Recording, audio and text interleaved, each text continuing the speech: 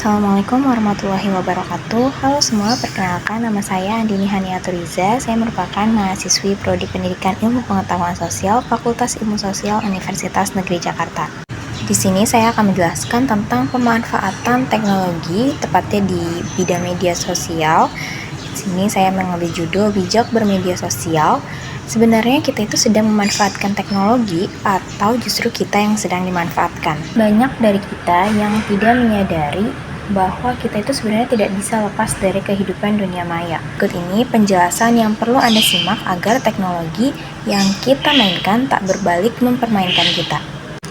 Berdasarkan Digital 2024 Global Overview Report per Januari 2024 menyatakan bahwa pengguna aktif media sosial telah melampaui angka 5 miliar atau setara dengan lebih dari 60% populasi penduduk dunia. Nah, dilansir juga dari laman dimensagi.com bahwa Indonesia termasuk 5 negara dengan pengguna media sosial terbanyak, yaitu sebanyak 217,53 juta, dan menurut data Box, Indonesia berada di peringkat ke-9 negara dengan rata-rata durasi akses media sosial terlama per Januari 2024. Angka yang banyak sekali bukan? Hal ini menunjukkan bahwa penggunaan media sosial memang sangat marak terjadi bukan hanya di Indonesia tapi juga di dunia. Nah, menurut WR Sosial juga ada beberapa alasan penggunaan media sosial itu sendiri per Januari 2024. Alasan pertama dan terbanyak yang mendasari kita menggunakan media sosial yaitu kita biasanya menggunakan media sosial untuk berhubungan dengan teman, saudara, ataupun keluarga, dan berbagai alasan lainnya. Alasan-alasan ini yang mendasari juga bahwa penggunaan media sosial memiliki dampak yang positif bagi kehidupan kita sehari-hari.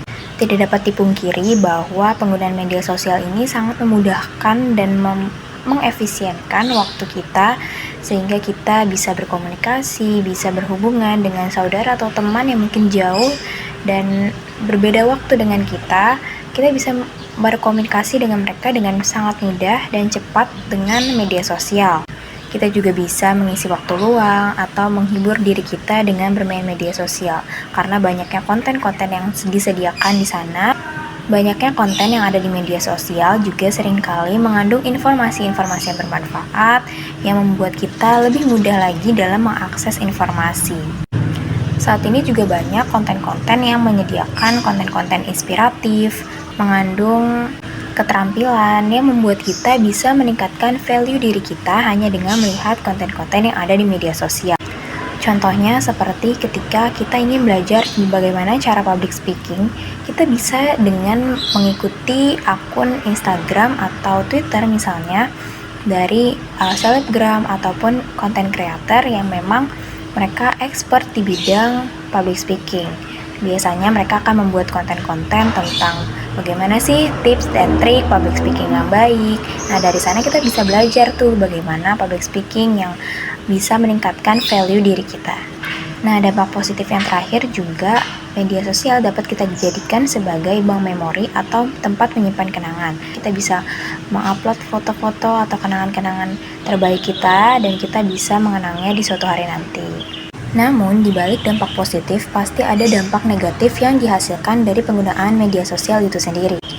Dampak negatif yang pertama yaitu kita jadi sering membandingkan hidup kita dengan orang lain karena banyaknya konten-konten yang ada di media sosial, orang-orang yang memposting foto-foto atau video mereka ketika melakukan sesuatu atau foto mereka yang sedang terlihat cantik atau ganteng gitu, kadang membuat kita merasa insecure. Nah, hadirnya media sosial juga membuat kita menjadi menginginkan atensi dan validasi yang lebih dari orang lain. Seperti misalnya ketika kita ingin memposting sesuatu, kita pasti mengharapkan kan likes atau komen dari orang lain. Media sosial juga bisa menurunkan produktivitas kita ketika kita sudah kecanduan. Kita juga jadi sering termakan berita hoax karena begitu banyaknya informasi yang ada di media sosial membuat kita kadang sulit memfilter mana berita yang benar dan mana berita yang bohong. Seringkali di komentar postingan orang lain juga kita mendapatkan komentar-komentar negatif dari netizen di mana mereka ini memiliki keberanian untuk menjudge orang lain karena merasa tidak bertemu langsung dengan orangnya sehingga mereka memiliki keberanian untuk berkomentar negatif. Hal ini dinamakan cyberbullying. Biasanya bisa menyebabkan stres ataupun masalah kejiwaan lainnya. Dalam teori attention economy, perhatian adalah mata uang utama produksi, di mana yang membatasi Anda melakukan semuanya sekaligus. Hal ini berkaitan dengan teori atau statement dari Herbert A. Simon pada tahun 1971 yang menyatakan bahwa kekayaan informasi menciptakan kemiskinan perhatian. Karena kekayaan informasi yang kita dapat di media sosial justru membuat fokus kita hanya tertuju pada media sosial tersebut, sehingga perhatian kita hanya tertuju ke sana dan kita tidak bisa memfokuskan perhatian kita ke kegiatan yang lain. Nah, teori itulah yang kemudian membuat para pengusaha berlomba-lomba menciptakan teknologi yang bisa menjadikan perhatian manusia ini sebagai mata uang produksi mereka, atau bisa dibilang uang yang bisa menguntungkan mereka. Teknologinya disebut persuasif teknologi yang didesain untuk mempengaruhi pikiran, perasaan, atau perilaku penggunanya untuk mencapai tujuan pembuatnya saja. Dalam hal ini, AI dan algoritma berperan dalam mengenali pola perilaku kita di internet. Seperti yang kita tahu, ketika kita bermedia sosial, kita like satu postingan, kemudian postingan berikutnya yang keluar di timeline kita itu pasti akan postingan yang relevan dengan postingan yang kita sukai sebelumnya. Hal ini terjadi terus-menerus, jadi mereka mendeteksi nih, seperti apa minat dan konten seperti apa yang kita ingin lihat, sehingga ketika kita terus menggulir, maka konten yang keluar itu akan semakin sesuai dengan apa yang kita minati, sehingga kita bisa betah berlama-lama dan kita bisa betah menaruh perhatian kita di media sosial itu sendiri. Ketika kita sudah kecanduan dengan teknologi, di mana kita bermain media sosial secara terus-menerus, bukan kita atau teknologinya yang salah, namun hubungan kita dengan teknologi tersebut yang belum sehat. Lalu bagaimana caranya agar kita bisa memiliki hubungan yang sehat dengan teknologi? Kita harus memperbaiki hubungan kita dengan teknologi. Salah satunya bisa kita lakukan dengan cara memperbaiki kualitas tidur. Karena ketika kita tidur, fokus kita, perhatian kita akan teralihkan dari media sosial. Karena yang terpenting dari algoritma atau attention economy, perhatian itu menjadi modal utama. Dengan memperbaiki kualitas tidur, kita tidur tepat waktu dan teratur, maka perhatian kita tidak akan menuju ke media sosial. Nah, selanjutnya kita bisa melakukan digital minimalism atau meminimalisasi kegiatan digital yang kita lakukan seperti bermedia sosial. Nah, pengertian digital minimalism menurut Cal Newport ini dapat kita artikan pula sebagai orang yang menggunakan teknologi hanya saat teknologi itu tuh bermakna atau memberikan dampak baik untuk kita dan mensupport nilai-nilai dalam hidup kita. Namun jika penggunaan dari media sosial atau teknologi itu sendiri tidak mensupport nilai-nilai hidup kita, tidak bermakna, tidak berdampak baik untuk kita, maka kita cukup mengoptimalkan penggunaannya saja, atau lebih baik kita tinggalkan atau kita hindari saja penggunaan teknologi. Selanjutnya yang bisa kita lakukan yaitu kita bisa puasa atau istirahat sejenak dari medsos. Biasa disebut juga dengan digital detox. Dengan digital detox ini, kita bisa nih menentukan filosofi tentang teknologi yang kita gunakan di hidup kita itu seperti apa. Apakah teknologi yang kita gunakan saat ini sudah tepat, cara kita bisa merefleksikannya lagi. Rehat sejenak dari penggunaan teknologi ini biasanya dilakukan kurang lebih 30 hari. Kemudian kita bisa kembali nih memperkenalkan teknologi yang sudah kita rehatkan itu dengan perlahan-lahan agar kita bisa berhati-hati lagi dalam penggunaannya. Dengan kita rehat sejenak dari media sosial, kita jadi bisa nih memfokuskan diri kita dengan hal-hal lain. Kita bisa mencoba hal baru, kita bisa mengeksplor banyak hal yang mungkin sebelumnya belum pernah kita lakukan.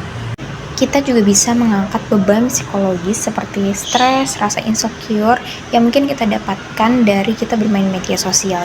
Media sosial tadi kita jadi tidak bisa peka terhadap sekitar. Dengan digital detox juga kita bisa nih menghargai hidup kita bisa memaknai dengan lebih baik hidup kita itu seperti apa, kita bisa lebih fresh, cara pandang kita berubah, terutama cara pandang kita terhadap teknologi, pemanfaatan teknologi itu sendiri maupun terhadap diri kita. Kita memang masih membutuhkan media sosial, tapi bukan berarti kita harus kecanduan media sosial juga. Di era digital saat ini, kecanggihan teknologi bukan lagi sebuah keberkahan, namun hal yang perlu kita waspadai. Karena secanggih apapun teknologi, seharusnya teknologi itu tuh membantu kita untuk lebih memiliki kendali atas lingkungan sekitar kita ataupun diri kita sendiri. Bukan justru teknologi tersebut yang mempengaruhi dan mengatur hidup kita. Dan media sosial yang saat ini telah membuka banyak sekali peluang baru untuk kehidupan kita sebagai manusia. Tidak dapat dipungkiri bahwa kehadiran teknologi itu juga memberikan masalah-masalah baru. Dan sebagai manusia yang diciptakan dengan akal pikiran, kita harus menyadari nih bahwa teknologi yang mungkin membuat hidup kita lebih mudah, belum tentu membuat hidup kita juga menjadi lebih baik. Maka kita perlu nih lebih bijak lagi, lebih berhati-hati lagi dalam memanfaatkan teknologi di sekitar kita. Jangan sampai teknologi yang kita manfaatkan justru berbalik memanfaatkan kita. Nah, itu dia tadi penjelasan sedikit dari saya tentang pemanfaatan teknologi di bidang media sosial. Semoga apa yang saya sampaikan dapat bermanfaat dan bisa membawa cara pandang baru pada diri kita dalam memandang teknologi yang kita manfaatkan. Sekian dari saya, terima kasih, sampai jumpa.